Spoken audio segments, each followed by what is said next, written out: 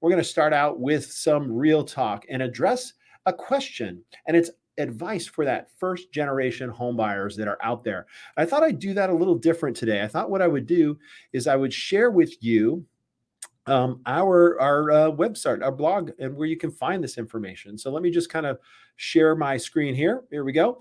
So this is our website, the eastsiderealestateteam.com. And if you go over to the blog section, you're going to find lots of great, interesting articles. And today we're just going to grab the article Advice for First Generation Homebuyers and just kind of go over it. Obviously, it's an amazing sense of pride for anybody thinking of buying a home. But those first generation home buyers, there is a additional level of pride, and we really love to come alongside and help first generation home buyers.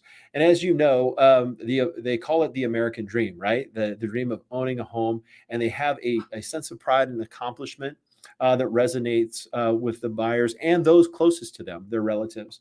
In other words, those relatives might have made sacrifices that helped them achieve that level of the American dream. So if you are in that category of first generation, first time home buyers, what do? Well, number one, you got to reach out to a real estate professional. Here's what we found is according to profile of home buyers and sellers at the National Association of Realtors, is that first-time home buyers, this is the percentage of what those individuals are looking for. So 85% are looking for buyers to understand the process. So those buyers are looking to a real estate agent to understand the process. Also, pointing out unnoticed features and faults with the property. Now, that doesn't just resonate with first-time home buyers or first-generation home buyers. That resonates with every home buyer, right? That ability to point out the unnoticed things, an expert eye. I've seen literally thousands of homes, and it doesn't take me long to spy some things that kind of are a little out of whack that would lead to bigger problems. And having an expert like that going alongside somebody that's making such a big decision is super important. And then 52% are looking for negotiated contract terms. Now, it's a tough market. You have to have a great strategy right now in this tough market, and to have an experienced agent that has worked with not only buyers but sellers, so that they can get in the psychology of what the seller is looking for, is definitely very, very important. So hiring a real estate agent that has experience helping first-time home buyers is super important. Now, number two, what to do is to research and know what you can afford. That is like such a calling card for getting ready to buy anything. If you buy a car, and Doug will be able to speak to that later, is kind of understanding the amount that you need for a down payment and being ready to save up for it. Now, the funny thing is a lot of first-time home buyers don't know this, but you don't actually need, most believe you need over 20% down. And that's really a misconception. Today's median down payment is 7%. So an average first-time home buyer saves up about 7%. Here's the deal. You can actually get away with it. There are loans as low as 3% for first-time home buyers. And there are also down payment assistance for those that qualify, which can make basically you just have to do some of the additional costs, and you have to take a class. And there's certain criteria where Washington State has assistance available to first-time home buyers that are buying their first home.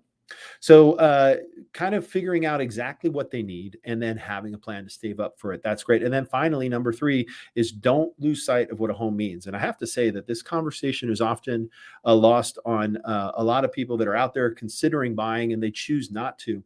And here's the thing is owning, I don't, I just recently did the code of ethics class for real estate. And one of the things that realtors believed in the late 1800s when they started to come up with a code of ethics is they understood what it was like in the old world, that's right, Europe, to own land.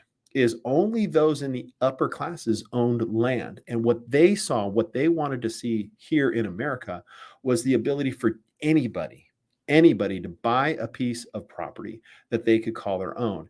And that is a unique American realtor experience, is that being that advocate to help anybody own their piece of what we call the American dream.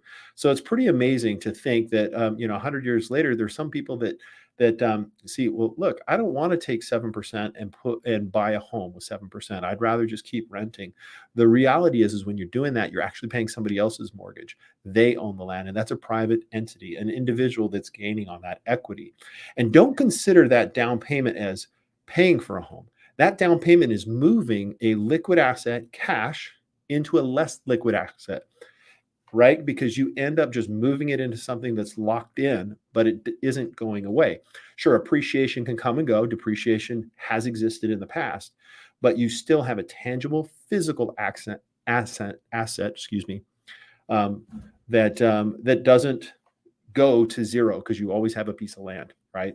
Or a house on that piece of land, or a condo, all of that real estate, your piece of the American dream. So if you are a first time home buyer being prepared to work to find your first home, reach out to the Eastside real estate team. And as I showed you here, we've got tons of great resources. So you can feel free to go through those resources and read about, get educated, and get ready.